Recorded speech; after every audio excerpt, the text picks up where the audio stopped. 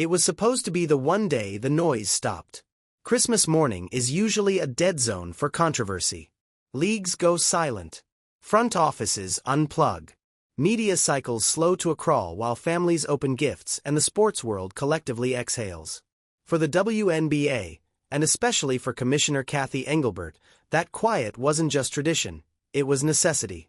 After a season that delivered record-breaking attention alongside non-stop tension, public criticism, and internal strain, the league needed a pause. Not a spin. Not a press conference. Just one day where nothing caught fire.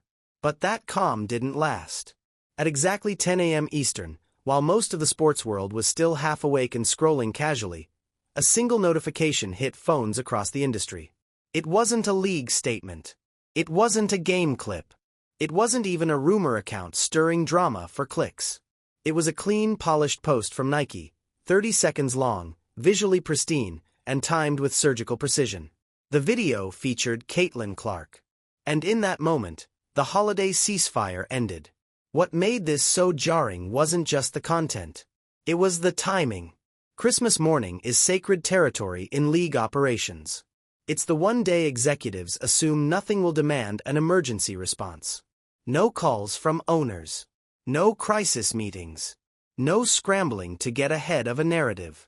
Yet within minutes of that video going live, phones inside the league office reportedly started lighting up.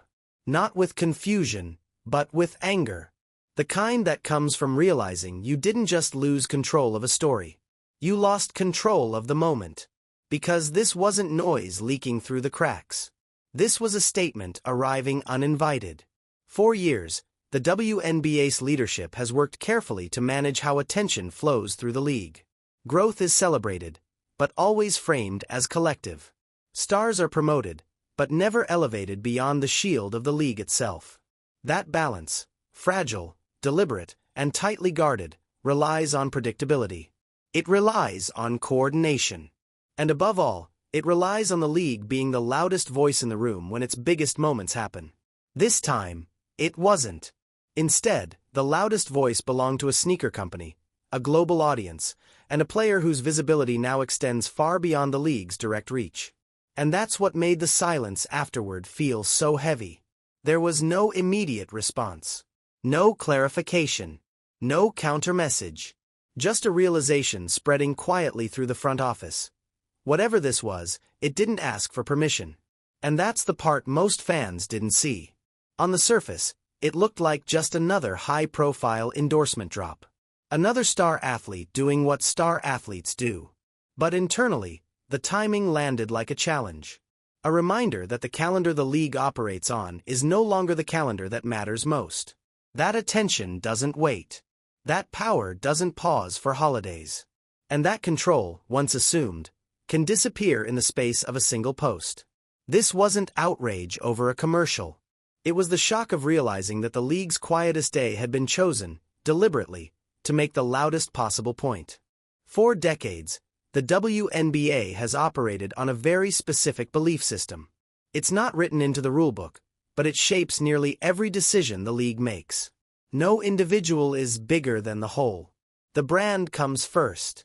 The shield matters more than the name on the back of the jersey. Growth is framed as shared, success as collective, and attention as something that must be distributed carefully to avoid destabilizing the ecosystem. This philosophy didn't appear by accident. It was born out of survival.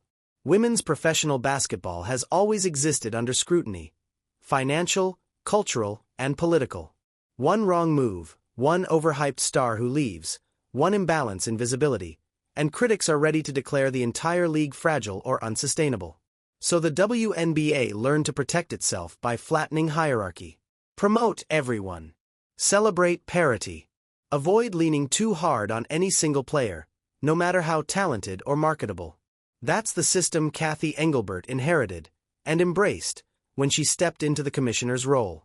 Her background isn't basketball first. It's business, risk management, long-term stability. From her perspective, the league's job isn't to chase viral moments. It's to build infrastructure, negotiate media rights, manage labor relationships, and present the WNBA as a serious, unified institution that doesn't depend on one star to survive. Which is why this commercial landed so differently inside league offices than it did online. To fans, it looked exciting, polished, big budget, proof that women's basketball had finally broken through to mainstream culture. But to league leadership, it looked like a violation of an unwritten agreement. Marketing partners, especially ones as powerful as Nike, usually operate in coordination with the league. Campaigns are vetted. Branding is aligned. Messaging reinforces the idea that individual stars rise because the league makes space for them. This didn't do that. The league's logo was barely present. The storytelling didn't reference teams, history, or even the season itself. There was no sense that this moment belonged to the WNBA as an organization. Instead, everything pointed inward, toward one player's identity, one player's myth, one player's reach. The message wasn't subtle. It didn't whisper collective growth. It shouted individual dominance. And that's where the discomfort begins. Because once marketing shifts from "this league creates stars" to "this star exists beyond the league," the balance of power changes. Sponsors stop needing league approval. Media stops framing narratives around standings and championships. Fans stop attaching their loyalty to teams or traditions. They follow the person. And when that happens, the league is no longer the engine. It's the background. From a governance perspective, that's dangerous. A commissioner's authority relies on leverage: financial, reputational, and structural.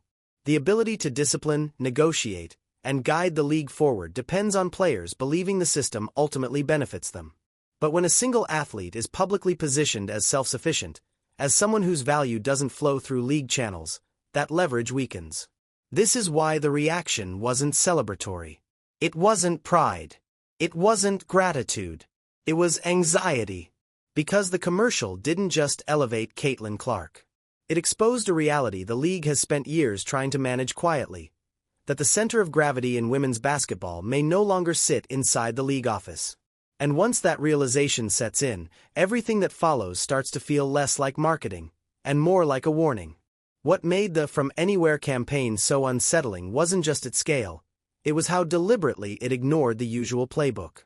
This wasn't a highlight reel stitched together from regular season moments. There were no game-winning shots framed as league triumphs. No packed arenas. No WNBA storytelling beats that fans have come to recognize. Instead, the ad unfolded like a short film. Snow-covered driveways. Impossible shooting angles. A quiet confidence that felt closer to a movie trailer than a sports promotion. And most noticeably, the league itself barely existed inside the frame. For executives who have spent years negotiating how much visibility partners are allowed to give individual players versus the organization, that absence spoke louder than any logo ever could. The message wasn't hidden. It was unmistakable.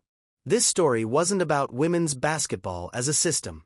It was about Caitlin Clark as a singular figure.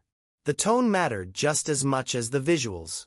This wasn't framed as an athlete climbing toward greatness. It presented her as already arrived. Already untouchable.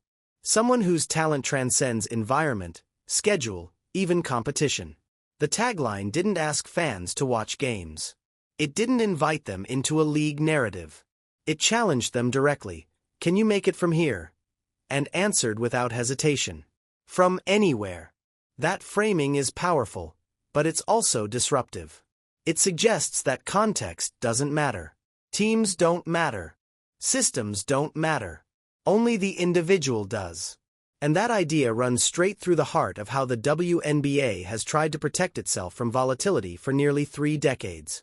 There's another layer that made this ad feel like a line being crossed. The production value wasn't just high, it was overwhelming. Custom gear. Cinematic lighting. Editing that wouldn't look out of place during an NFL playoff broadcast. This wasn't an endorsement squeezed into an off-season window.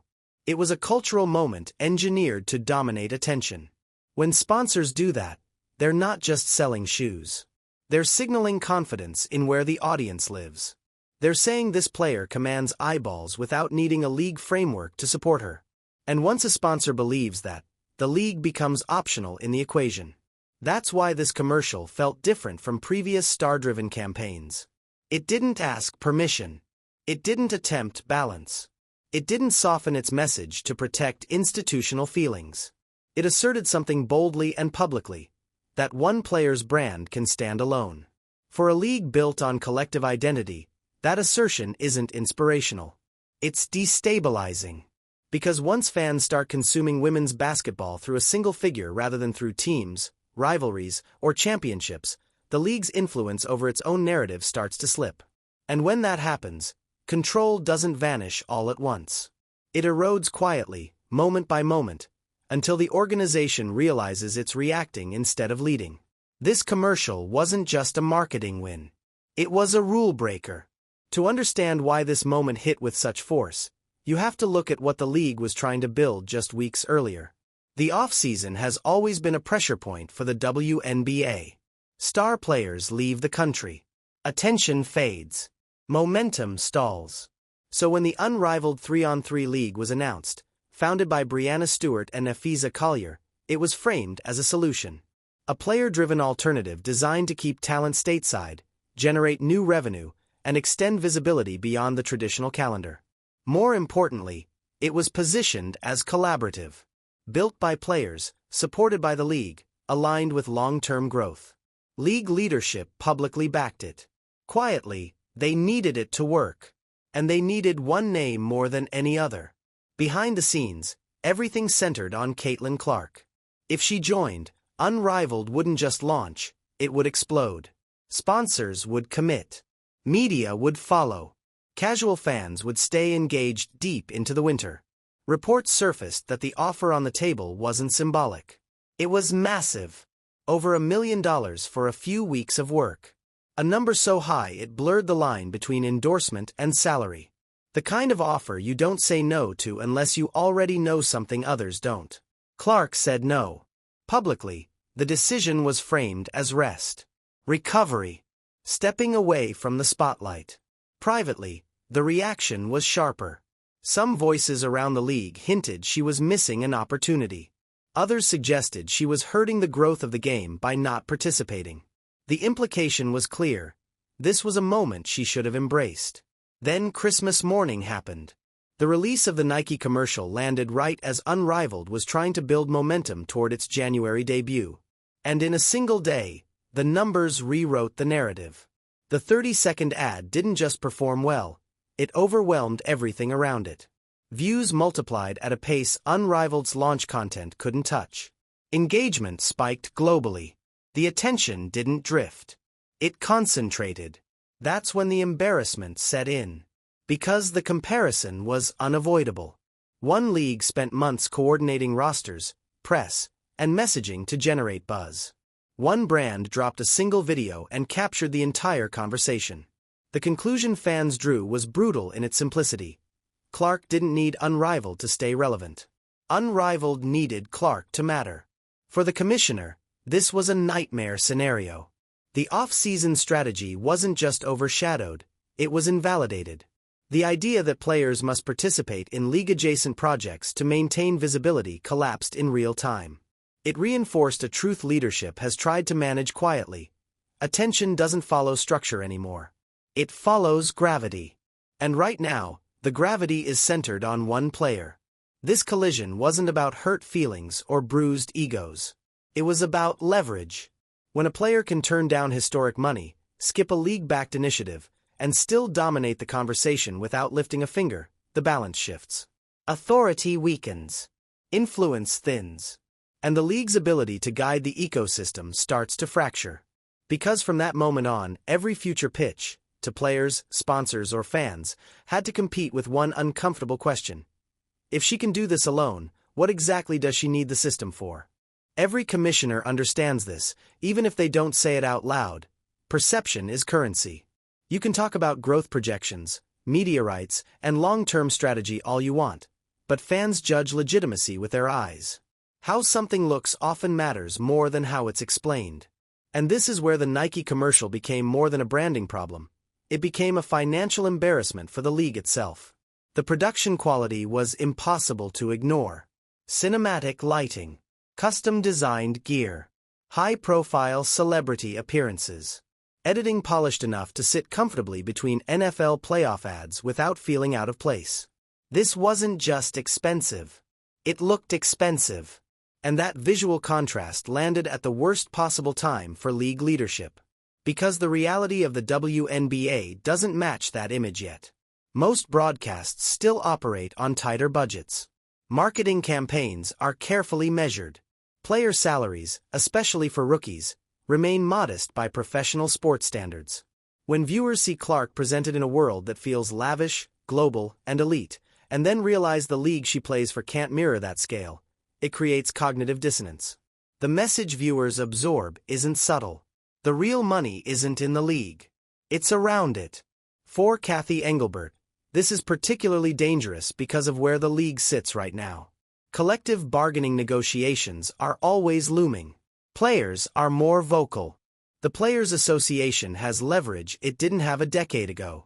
And now, every time this commercial airs, it hands those players visual evidence of value being generated outside league control. You don't need spreadsheets when you have optics like that. It becomes harder to justify revenue splits. Harder to ask for patience. Harder to sell the idea that the league is maximizing player value when a single athlete's endorsement portfolio dwarfs her on-court earnings. Even owners start asking uncomfortable questions. Why isn't the league capturing more of this attention? Why aren't teams benefiting directly from the biggest star in the sport? That frustration doesn't stay private. When ownership pressure builds, it flows upward and outward. The commissioner becomes the focal point. The decisions she's made, the strategies she's defended, the compromises she's asked everyone to accept, all of it gets re-examined under harsher light. And this commercial didn't just expose a gap. It widened it. Because every frame reinforced the same idea. The league looks small next to its own star. This isn't about jealousy. It's about control of the profit loop. When sponsors can activate at this level without leaning on league infrastructure, the league risks becoming a middleman rather than a driver. And middlemen are always the first thing powerful partners try to remove. The most unsettling part for leadership is that none of this violates a rule. Nike didn't break a contract. Clark didn't defy an obligation. Everything happened cleanly, professionally, and legally, which means there's nothing to discipline, nothing to correct, nothing to claw back. There's only the realization that the balance sheet of influence has shifted, and the league didn't sign off on the transfer. The most dangerous consequences of this moment weren't happening in boardrooms or balance sheets. They were forming quietly in locker rooms. At the center of that tension sits Aya Wilson, a three-time MVP, a champion, and by traditional basketball standards, the most dominant player in the world. She has earned everything the sport can offer. Accolades, respect, longevity. And like Clark, she also has a relationship with Nike. That's why the comparison became unavoidable the second the new commercial dropped. Within hours, fans and commentators began placing the two campaigns side by side. Not to debate talent, but to judge treatment. Clark's ad was cinematic, moody, and expansive. Wilson's recent campaign, by contrast, was labeled online as restrained, minimal, even low effort. The internet didn't ask why. It jumped straight to conclusions. The narrative formed instantly. Nike was choosing sides. Whether that's true doesn't actually matter. Perception is what spreads. And in professional sports, perception shapes behavior. For veterans who have carried the league through years of limited visibility, the optics felt like confirmation of a long-simmering suspicion that no matter how much they win, how hard they work, or how consistently they perform, the spotlight will always shift to whoever brings the newest audience. That belief is corrosive. Commissioner Kathy Engelbert has spent the last 2 seasons trying to calm escalating tensions around player conduct, physical play, and accusations of targeting. Every hard foul, every heated exchange, every viral clip has been framed through the lens of resentment and favoritism. The league has walked a careful line, insisting that competition is healthy while quietly worrying about where frustration turns into something uglier. This commercial didn't ease that fear. It amplified it. When one player is presented as untouchable, culturally, commercially, symbolically, it changes how others see the floor. Competition stops being just about winning. It becomes about proving a point, about reclaiming respect, about reminding the world that dominance didn't start this season and won't end with a marketing campaign. That shift doesn't show up in press releases. It shows up in body language, in extra contact, in plays that ride the edge of intent. And when that happens, the product suffers. The risk of injury rises. The conversation drifts away from basketball and toward conflict. For the commissioner, that's the nightmare scenario.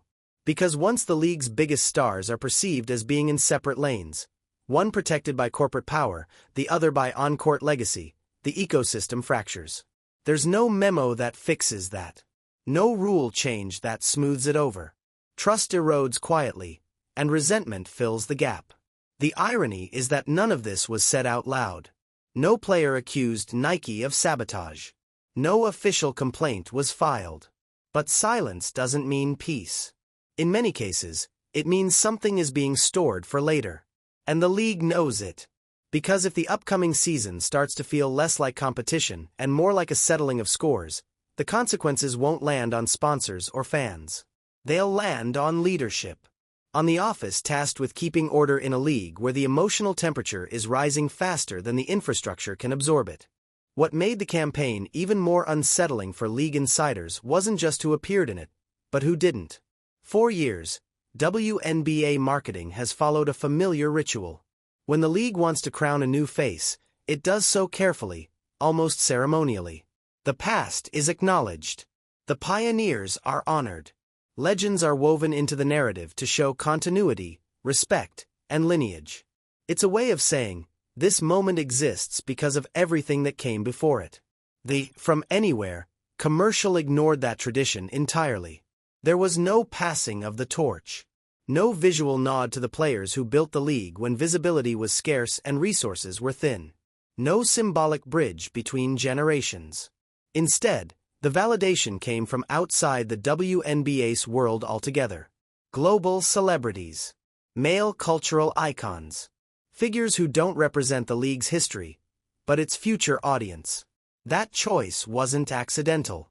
By surrounding Caitlin Clark with names that dominate mainstream pop culture, the campaign repositioned her identity.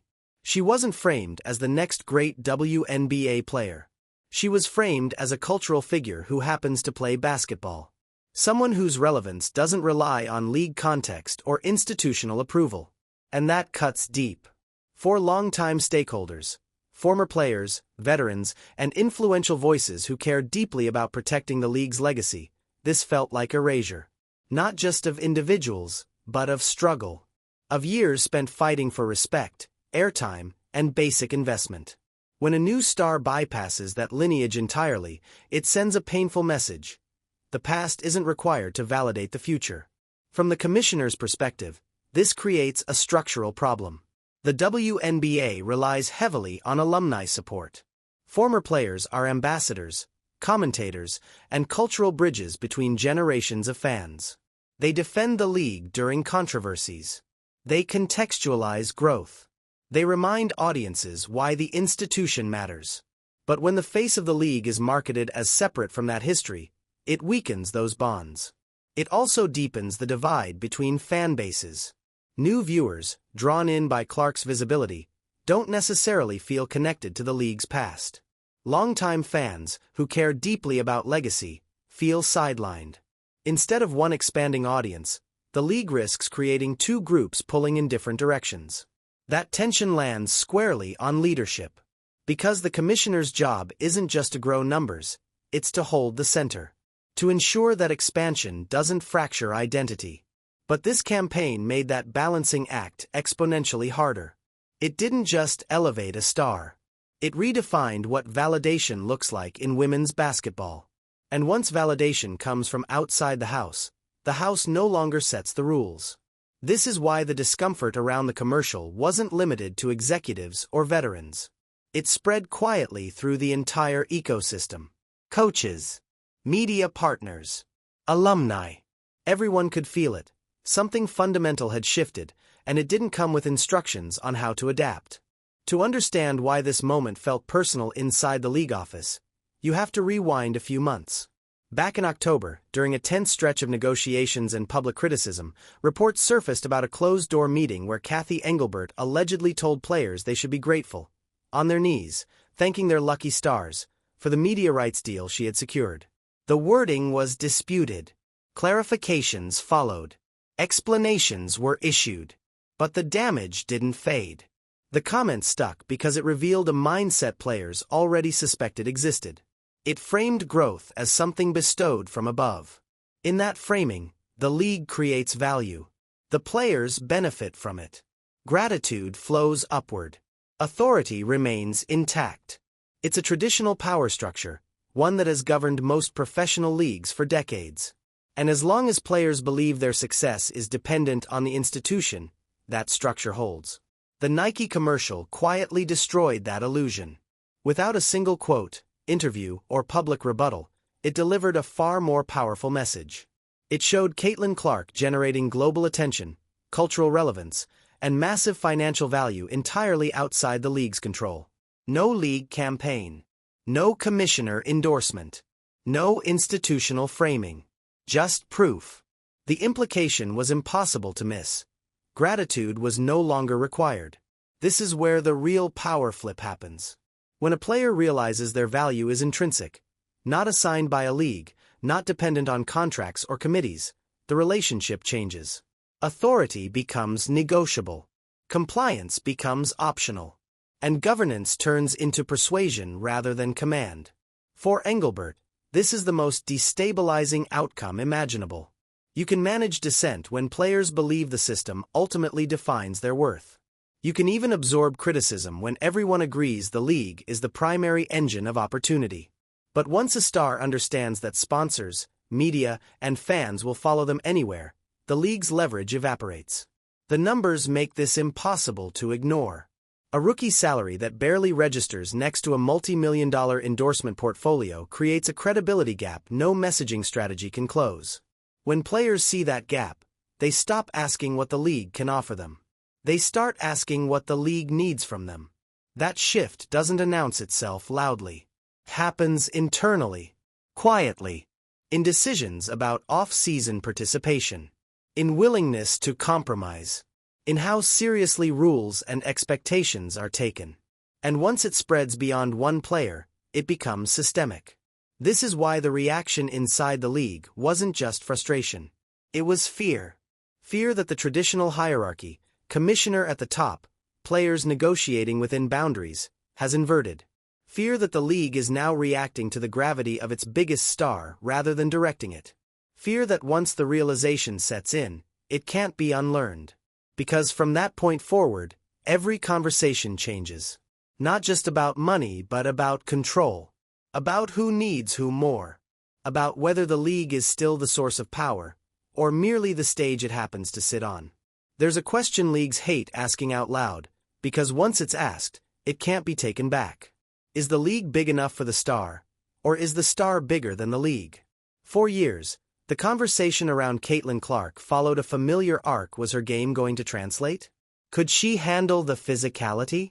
Would the hype level off once defenses adjusted? Those questions have already been answered. What replaced them is far more unsettling, especially for ownership and league leadership. The scale of the Nike campaign forces a different calculation. That commercial didn't look like it was built for a domestic league audience. The visuals were global. The tone was universal. The messaging wasn't about standings, rivalries, or even seasons. It was about reach, distance, portability. The idea that the brand, and the person attached to it, can exist anywhere, anytime without friction. That's when the word nobody wants to say starts circulating quietly. Breakaway. Not tomorrow. Not impulsively. But as a concept. As leverage. As a future option. Because when a player's commercial budget rivals the operating budget of entire franchises, new possibilities emerge. If sponsors can fund global campaigns independently, they can fund tours. If streaming platforms can chase attention directly, they don't need league schedules. If fans are following a person rather than a team, the traditional structure becomes negotiable. To league owners, this isn't hypothetical paranoia. It's risk assessment. They've watched other sports navigate athlete-driven power shifts. They've seen what happens when stars become platforms. But this situation feels more volatile because the gap is so wide. The difference between Clark's off-court earning power and the average WNBA salary isn't incremental. It's massive. And massive gaps accelerate change. The commissioner knows the current collective bargaining agreement isn't permanent. Opt-outs loom. Negotiations are coming. And when they do, this commercial becomes evidence. Not in a courtroom, but in perception. It shows what's possible when value isn't filtered through league systems. That's why the fear isn't about rebellion. It's about redundancy. If the league can't offer compensation, exposure, and infrastructure that match a star's value, the question becomes unavoidable. What exactly is the league providing that can't be replicated or replaced elsewhere? Tradition alone isn't enough. Governance alone doesn't sell tickets. And loyalty, once broken, doesn't regenerate easily. The most dangerous part is that none of this requires conflict to unfold. There doesn't need to be a public split. No dramatic announcement. No scorched earth exit. Power can drift quietly. One decision at a time. One off-season choice. One partnership that bypasses the league entirely. By the time leadership realizes the center has moved, it's already too late to pull it back. That's why the reaction to this moment wasn't dramatic. It was restrained, controlled, almost eerily quiet. Because everyone involved understands the stakes. You don't shout when the ground shifts beneath you. You listen. You calculate. And you hope the structure you're standing on is stronger than it looks. The tagline sounded expansive. Almost limitless. From anywhere wasn't just a slogan, it was a promise. It implied reach without borders. Talent without geography. A star who belongs to a global audience, not confined by domestic leagues or regional schedules. Snowy visuals. Open space. A tone that felt deliberately universal. Everything about the campaign suggested that women's basketball had finally stepped onto a worldwide stage. And then the reality undercut the message. Within hours of the commercial's release, fans outside the United States began flooding comment sections with the same question. Where is the product? Viewers in Europe, South America, and parts of Asia couldn't buy the shoes being advertised.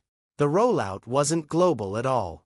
It was selective, limited, fragmented. What should have been a celebration turned into confusion. On paper, this is a Nike logistics issue. Inventory, distribution, market sequencing. But in practice, the backlash didn't land on Nike. It landed on the broader ecosystem around WNBA. Because for months, league leadership, especially Kathy Engelbert, has been pushing the narrative of global expansion. Talk of international games. Aspirations for teams outside the U.S. discussions about tapping into overseas fanbases that already consume women's basketball at high levels. The vision is clear. The WNBA wants to be seen as a global property, not a niche domestic league. This moment exposed the gap between vision and execution. When the biggest marketing push in the sport's history tells international fans they're welcome, then quietly locks them out of participation, it reinforces a damaging perception. That the infrastructure isn't ready. That coordination is lacking. That ambition is outrunning capability. And perception matters more internationally than anywhere else. Global fans don't have decades of loyalty to fall back on. They don't feel obligated to be patient with growing pains. If the product isn't accessible, they move on. Attention is abundant. Options are endless. And once a global audience feels ignored, it's incredibly difficult to re-engage them. This puts the commissioner in an impossible position. She didn't design the campaign. She doesn't control Nike's distribution. But she is the face of the business. When global fans feel like an afterthought, it reflects on the league's professionalism, on its readiness, on its seriousness as an international player. The irony is that this commercial proved the demand exists. Fans around the world wanted in. They wanted to participate. They wanted to buy, watch, and engage. The failure wasn't interest, it was infrastructure. And that failure sends a quiet but powerful message. The talent has outgrown the system supporting it. This is how pressure builds from the outside in. When international attention spikes faster than the league's ability to serve it, the spotlight shifts from celebration to scrutiny. Questions start forming. About planning. About leadership. About whether the league is prepared for the level of relevance it's chasing. And once those questions start circulating globally, they don't stay contained. They feed back into domestic conversations, into negotiations, into how sponsors evaluate risk, into how players evaluate their futures. The illusion of global readiness shattered quickly. What remained was a reminder that attention is a test. And right now, the league is being tested by its own success. By the time the holiday noise faded, the damage, or the shift, was already done. Nothing official had changed. No rules were rewritten. No announcements were made. The league schedule remained intact. Training camps would open on time. On paper, everything looked normal. But internally, the WNBA entered a season that can't be reset to factory settings. Because narratives don't disappear once they're introduced. They linger.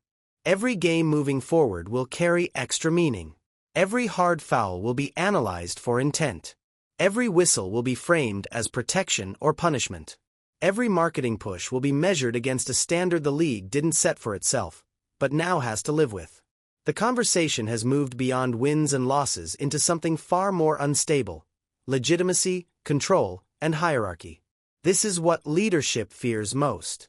Not backlash. Not criticism. Not even controversy. But the loss of narrative authority. When fans, sponsors, and players begin interpreting events independently of league framing, the organization stops leading the conversation and starts chasing it. That's when governance turns reactive. When decisions feel defensive instead of strategic. And the hardest part? There's no single fix. You can't walk back a commercial that already reshaped perception. You can't force collective loyalty in a moment defined by individual gravity. You can't ask fans to unsee what they've already absorbed. Once attention recalibrates, it stays calibrated. That's why the response wasn't explosive. It was restrained, calculated, almost quiet. Because this wasn't a scandal to be contained. It was a signal that the balance of power inside women's basketball has changed, and the league is still figuring out how to operate under the new rules. The upcoming season won't just test teams or players. It will test whether the institution itself can adapt to a reality where its most valuable asset doesn't rely on it for relevance. That's the uncomfortable truth sitting beneath the headlines. And whether the league confronts it directly, or keeps trying to manage it quietly, will shape what women's basketball looks like not just next season, but for the next decade. If you're interested in how power dynamics, media leverage, and behind-the-scenes decision-making are reshaping modern sports leagues, this channel breaks those stories down in depth, without the surface-level noise. Right now, the channel is still growing, and that actually matters. Subscribing directly impacts how these videos perform in recommendations, especially for long-form content like this.